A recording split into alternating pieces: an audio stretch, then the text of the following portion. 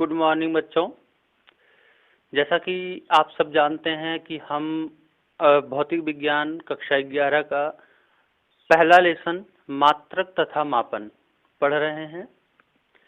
इसमें मैंने आपको कुछ जानकारी दी थी, जैसे मापन की आवश्यकता या मापन और मात्रक की परिभाषा।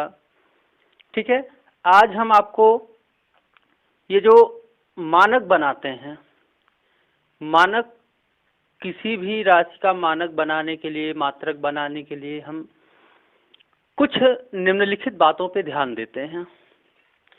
उनमें से क्या निम्नलिखित बातें वो कौन सी हैं? सबसे पहले नंबर एक बात ये होती है कि आप जो भी मानक बनाए हैं, जो भी मात्रक बनाना चाहते हैं, वो मात्रक उचित रूप से परिभाषित होना चाहिए। पहली शर्त क्या है? वो आप जो भी मानक बना के मात्रक बना रहे हैं, चाहे वो द्रव्यमान का हो, क्षेत्रफल का हो, और लंबाई का हो, क्या बोलते हैं, विद्युत धारा का हो, ताप का हो, मूल मात्रक हो या व्युत्पन्न मात्रक हो, क्योंकि अभी हमने मूल मात्रक और व्युत्पन्न मात्रक के बारे में नहीं पढ़ा है। इसलिए अभी हम सिर्फ इतना ही कह सकते हैं कि जिस भी मात्रक का निर्माण हम करने जा रहे हैं, उसका निर्माण करने में हमें किन किन बातों का ध्यान रखना चाहिए। तो सबसे पहली बात क्या हुआ कि आप जो भी मात्रक बनाएं, उसकी जो डिफिनीशन हो, उसकी जो परिभाषा हो, वो उचित होनी चाहिए। अनुचित परिभाषा, असंभव होने वाली परिभाषा नहीं होनी चाहिए। ठीक है ना? दूसरी बात हमें क्या ध्यान देना होता है कि यह उचित आकार का होना चाहिए। जो भी परिमाण आप बना रहे हो, उसका आकार उचित होना चाहिए। ठीक है ना? उसका आकार क्या होना चाहिए? उचित होना चाहिए। ना तो बहुत बड़ा होना चाहिए। उचित का मतलब यही है, ना तो बहुत बड़ा होना चाहिए और ना इतना छोटा हो कि वो हम उसे प्राप्त करने में प्रॉब्लम आए, ना तो इतना बड़ा हो कि उसे भी प्राप्त करने में हमें प्रॉब्लम आए। क्योंकि बहुत सारी ऐसी वस्तुएं होती हैं जिनका आकार बहुत छोटा होता है। आकार छोटा होने की वजह से हम उसे ठीक तरीके से नहीं समझ सकते हैं। और अगर आकार बहुत बड़ा हो गया, आपने किसी वस्तु का आकार जैसे पृथ्वी की लंबाई, पृथ्वी की त्रिज्या इतना बड़ा ले लिया, ऐसी स्थिति में क्या होगा कि हम उसे ठीक तरीके से परिभाषित नहीं कर पाएंगे। ठीक है ना? तो मात्रक बनाते समय ये दूसरी बात है जिसे हमें ध्यान देना चाहिए। तीसरी बात है कि इसमें समय और स्थान के साथ, जैसे समय तो बदलता ही रहता है, हर वक्त समय में चेंज होता रहता है, समय और किसके साथ? स्थान में, दोनों में अगर हम परिवर्तन करें तो आपके मात्रक में कोई भी डिफरेंस नहीं आना चाहिए। ये तीसरी शर्त है। पहली शर्त क्या थी कि उचित डिफिनीशन होनी चाहिए उसकी। दूसरी शर्त क्या थी? उसका आकार उचित होना चाहिए, ना तो बहुत बड़ा होना चाहिए, ना तो बहुत छोटा होना चाहिए। तीसरी शर्त क्या है कि समय और स्थान अगर हम दोनों में परिवर्तन करते हैं तो ऐसी स्थिति में भी उसमें चेंज नहीं आना चाहिए। और सबसे आखिरी बात, आखिरी नहीं कह सकते, दो बातें और हैं। जैसे कि चौथी बात जो है, इसका प्रतिरूप, फोटोकॉपी हमें आसानी से प्राप्त हो, ऐसा मानक हमें तैयार करना चाहिए। यानी कि ऐसा नहीं कि कोई एक अद्भुत चीज हमें मिल गई, उसी का हमने मानक बना लिया और उसे जब दोबारा ढूंढने चला तो वो दोबारा हमें नहीं मिली। तो ऐसा कोई मानक हमें नहीं बनाना चाहिए जिससे हमें ये प्रॉब्लम आए। और आखिरी बात क्या है कि ताप दाब, जैसे मौसम के हिसाब से हम देखते हैं गर्मियों में बहुत टेम्परेचर बढ़ जाता है और सर्दियों में टेम्परेचर घट जाता है। तो ताप के घटने या ताप के बढ़ने से भी इसके मानक पर कोई इफेक्ट नहीं पड़ना चाहिए। ठीक है? इसे आप अच्छे से लर्न करना, अच्छे से समझ लेना, आप इसे लिख भी सकते हैं। अब हम आपको मूल राशियों के बारे में और मूल मात्रकों के बारे में बताऊंगा। एक बच्चे ने हमें कमेंट किया था, सर ये मूल मात्रक हैं। आइए देखते हैं कि मूल मात्रक जो होते हैं वो कौन कौन से होते हैं और उन्हें हम कैसे नोट करते हैं, उनके मात्रक क्या हैं। ये हमारे लिए अब तक जो भी था, हम मूल मात्रक पढ़ लेते थे, मूल राशि पढ़ लेते थे, लेकिन उन राशियों को हम किससे नोट करते हैं, इस बात का हम कम ध्यान देते थे। लेकिन आप कक्षा 11 में पहुंच चुके हैं, तो इसलिए अब आपको इस बात का विशेष ध्यान देना होगा कि जो भी राशियां होती हैं उन राशियों को हम किस चिन्ह के माध्यम से नोट करते हैं। हमें पता है कि ज्यादातर बच्चों को पता भी होगा कि 7 मूल राशियां होती कौन कौन सी हैं। जिनको नहीं पता है, आइए देखते हैं वो मूल राशि हैं कौन कौन।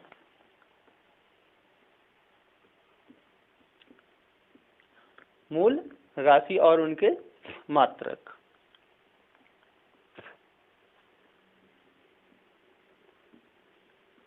जो इंपॉर्टेंट बात है, मूल राशि और मात्रक तो आज तक आप जानते थे, लेकिन इनको संक्षेप में क्या कहते हैं,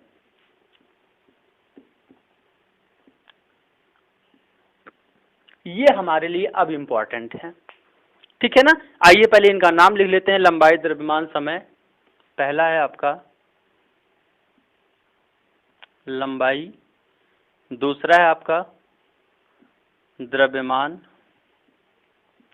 तीसरा है समय, चौथा विद्युत धारा और पांचवा है ताप, छठवां है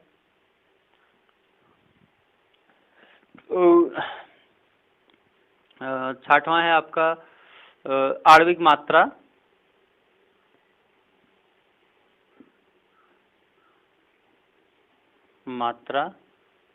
एक मूल राशि और बच रही है, वो कौन सी है, ज्योति तीव्रता।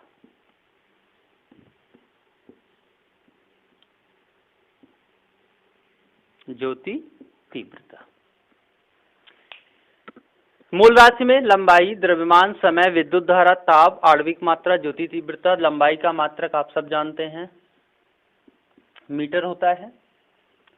द्रव्यमान का मात्रक क्या होता है, किलोग्राम। ठीक। समय का सेकंड। समय का क्या होता है, सेकंड। विद्युत धारा का एम्पियर। ताप का डिग्री सेल्सियस, फ़ारेनहाइट, केल्विन, ढेर सारे होते हैं। आणविक मात्रा का मोल होता है। ज्योति तीव्रता का क्या होता है, कैंडेला। ठीक है ना। ये मूल राशियां और इनके मात्रक तो आपको पहले से मालूम होंगे, लेकिन इन मूल राशियों को हम संक्षेप में कैसे लिखते हैं, इनको, इनके मात्रक जो हैं, इनको संक्षेप में क्या लिखा जाता है। मीटर को लिखते हैं एम, किलोग्राम को केजी, सेकंड को एस से नोट करते हैं सेकंड को, और जो हमारा अगला है विद्युत धारा, एम्पियर को ए से, और इसको क्या नाम है इसका, ताप को हम लिखते हैं ज़्यादातर डिग्री सेल्सियस, केल्विन या फ़ारेनहाइट, तो केल्विन में भी हम लिख सकते हैं। आणविक मात्रा मोल ही लिखते हैं, और ज्योति तीव्रता को कैंडेला यानी कि के से नोट किया जाता है। ये है इनके चिन्ह। अब आप ये जो मूल राशियां हैं, लंबाई को अंग्रेजी में हम क्या कहते हैं, लेंथ कहते हैं। द्रव्यमान मास, समय को टाइम, और वैद्युत धारा को इलेक्ट्रिक करंट, और ताप को हम क्या कहते हैं, टेम्परेचर, और ज्योति तीव्रता को ल्यूमिनस, और पदार्थ की मात्रा को अमाउंट ऑफ सब्सटेंस। ठीक है ना। इसके बाद हम आगे बढ़ेंगे, और यहाँ पे एक एक की जो मूल राशियां हैं, क्योंकि मूल राशियां किसे कहते हैं, आपको मैंने बताया था कुछ राशियां ऐसी होती हैं जिनका निर्माण हम नहीं कर सकते, भौतिक विज्ञान खुद से करता है। जैसे हमारे घरों में कुछ ऐसी चीजें होती हैं जिनका निर्माण प्रकृति ही कर सकती है, हम नहीं कर सकते। जैसे रोटी तो हम बना सकते हैं, ब्रेड तो हम बना सकते हैं, लेकिन गेहूं का निर्माण नहीं कर सकते हैं। वैसे ही भौतिक विज्ञान में इन 7 मूल राशियां जन्म लेती हैं, और इन्हीं 7 मूल राशियों से नई नई राशियां बनती हैं। इन्हें मूल राशियां कहते हैं। जो नई राशियां इनसे बनती हैं उन्हें हम व्युत्पन्न राशियां, व्युत्पन्न का मतलब इन्हीं से मिलाकर के उनको बनाया जाता है। आइए सबसे पहले परिभाषा देते हैं कि मात्रकों का विस्तृत वर्णन जो है उसमें से सबसे पहली लंबाई है। लंबाई का मात्रक मीटर क्या है, अच्छे से सुन लेंगे। 1 मीटर वह दूरी होती है जो मानक बनाया गया है 1 मीटर को, तो वो मानक क्या है? 1 मीटर वह दूरी होती है जिसमें शुद्ध क्रिप्टन 86 कौन होता है? शुद्ध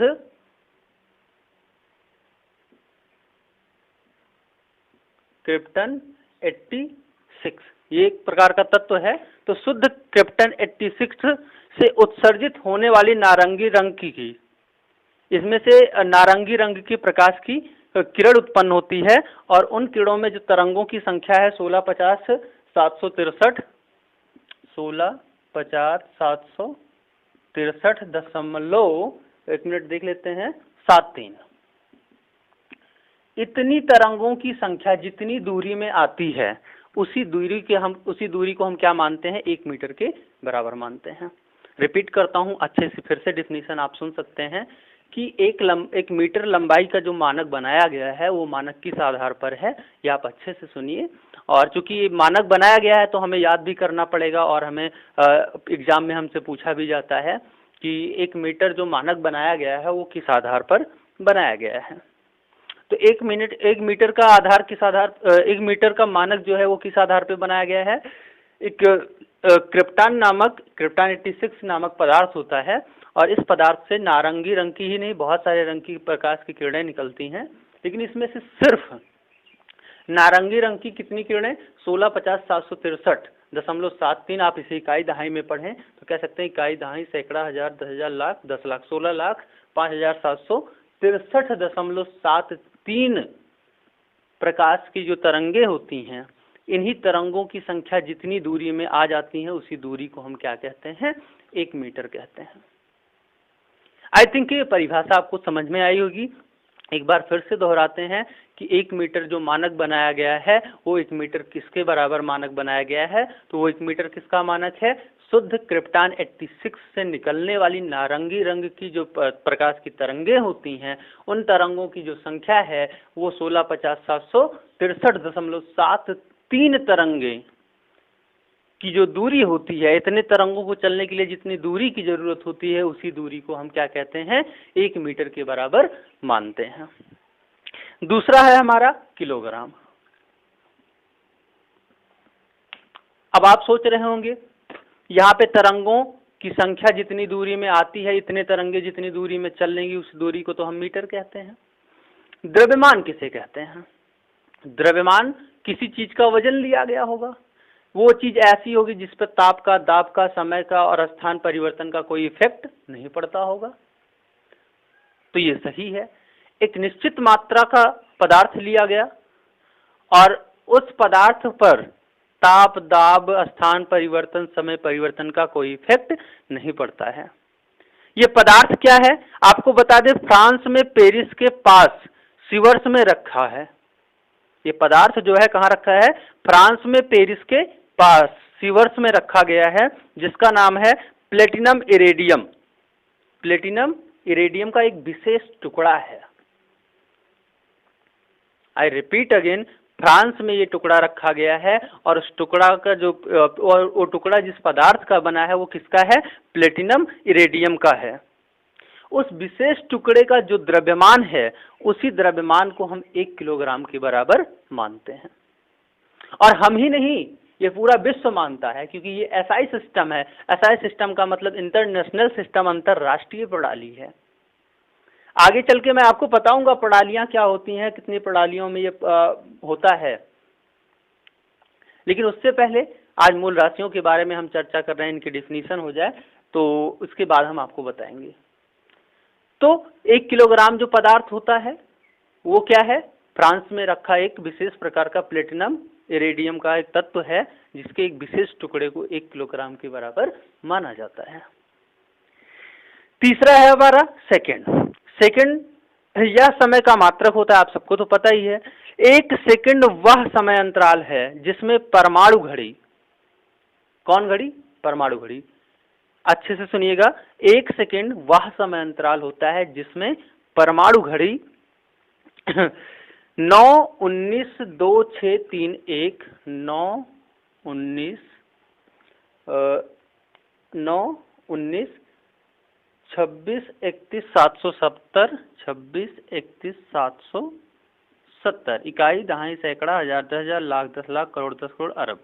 9 अरब 19 लाख 26 हजार, 9 अरब 19 लाख 26 हजार 31, सॉरी, इकाई, दहाई, सैकड़ा, हजार, 10,000, लाख, 10 लाख, करोड़, 10 करोड़, अरब।